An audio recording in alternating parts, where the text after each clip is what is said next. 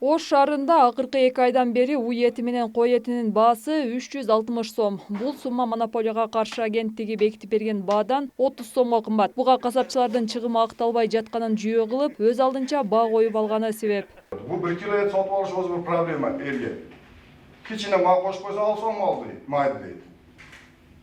Бул касапчан ойлогулу. Эттин баасын жөнгө салуу үчүн Ош мэриясы монополияга каршы агенттиги менен бирге касапчыларды жыйынга чогултту. Анда эттин баасы эмне себептен көтөрүлгөнү жана акыркы бааны арзандатуу маселеси талкууланды. Райондогулар эмне үчүн арзан сатып атат анда? Жол кира дедиңер, мына жол кираны эсептеп бердим. Алып келгиле райондон.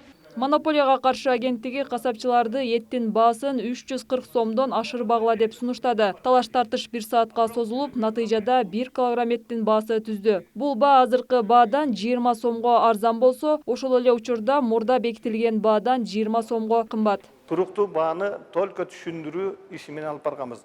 Мындан 2 жыл мурун биз убойный сектен контрольный закуп кылып, кылганда где-то бир 310-315 тегерегинде болгон. Биз ошондо буларга рекомендательный баа бергенбиз, 315тен болот деп.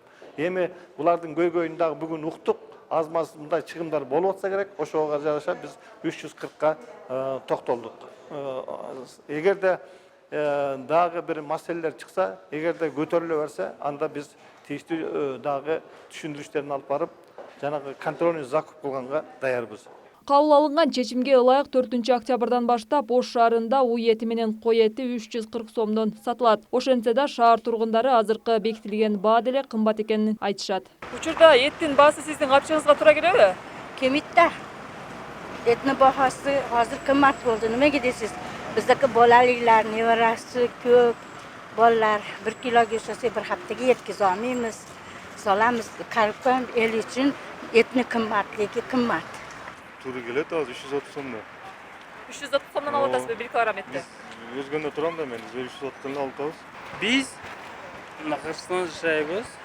Мына эже карындаштар мен 5, 6, 7 бир тугам. Бизге туура келбейт.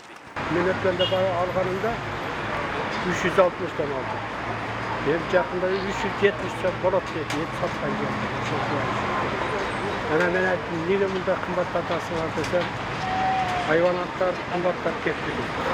Алдыда монополияга каршы агенттиги эттин жаңы бекитилген баа боюнча сатылышын көзөмөлдөп турат. Эгер 340 сомдон жогору саткандар аныкталса, аларга чара көрүлмөкчү. Айжамал Түгөлбай кызы, Кудайберди Дыйканов, ТМЖ жаңылыктары.